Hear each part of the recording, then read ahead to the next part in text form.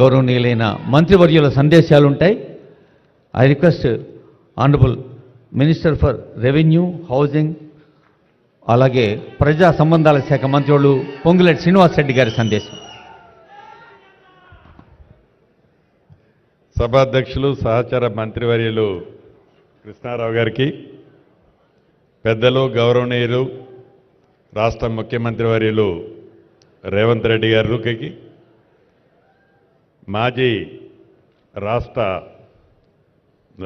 మాజీ ఉపరాష్ట్రపతి గారికి వెంకయ్యనాయుడు గారికి, అదే రకంగా మెగాస్టార్ చిరంజీవి గారికి, ఉప ముఖ్యమంత్రి బట్టి విక్రమార్క గారికి, మా సహచర మంత్రివర్యులు కోమటిరెడ్డి వెంకటరెడ్డి గారికి, సిఎస్ గారికి, అధికారులకు, అదే రకంగా పద్మశ్రీ గ్రహీత తెలంగాణ రాష్ట్రంలో వివిధ కళల్లో సాధించిన 6 పెద్దలున్నారు. వారందరికీ, వేదిక మీద ఉన్న అధికారులు, వేదిక మీద ఉన్న ప్రేక్షకులందరికీ మనస్ఫూర్తిగా హృదయపూర్వక నమస్కారం. మొన్న కేంద్ర ప్రభుత్వం ఏదైతే పద్మవిభూషణ్ పెద్దలిద్దరికీ మన ప్రాంతం నుంచి తెలుగు వారికి వెంకయ్యనాయుడు గారికి, మెగాస్టార్ చిరంజీవి గారికి ఇచ్చారో, వ్యక్తిగతంగా నా తరపున, రాష్ట్ర ప్రభుత్వ తరపున వారికి అభినందనలు, కృతజ్ఞతలు తెలియజేసుకుంటున్నాను. వెంకయ్యనాయుడు గారి గురించి ఒక విషయం చెప్పాల్సిన అవసరం ఉంది. 16వ పార్లమెంటు సమావేశాల్లో వెంకయ్యనాయుడు గారు ఆనాడు కేంద్ర మంత్రివర్యులుగా ఉన్నారు. నేను సభ్యుడిగా ఎంపీగా ఉన్నాను.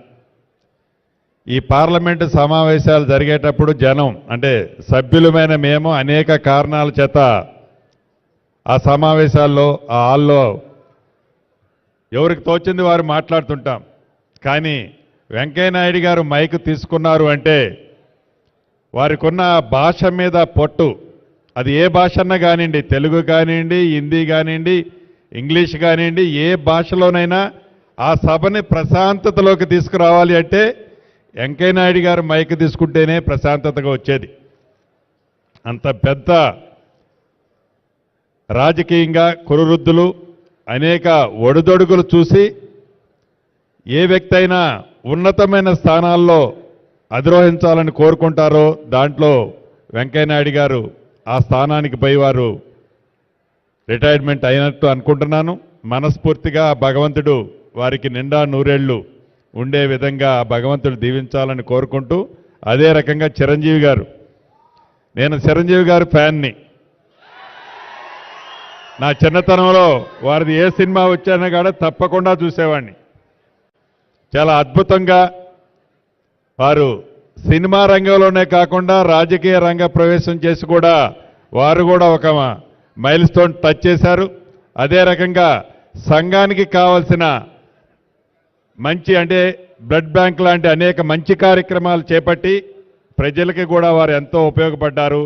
మనస్ఫూర్తిగా వారిని కూడా భగవంతుడు చల్లగా నిండా నూరేళ్లు ఉండే విధంగా దీవించాలని, పద్మశ్రీ గ్రహీతలు ఎవరైతే ఉన్నారో కళాకారులు, కవులు, వారిని కూడా ఆ భగవంతుడు మనస్ఫూర్తిగా చల్లగా నిండా నూరేళ్లు ఉండే విధంగా చూడాలని నా పక్షాన, ఈ రాష్ట్ర ప్రభుత్వ పక్షాన మనస్ఫూర్తిగా కోరుకుంటూ సెలవు తీసుకుంటున్నాను. Thank you.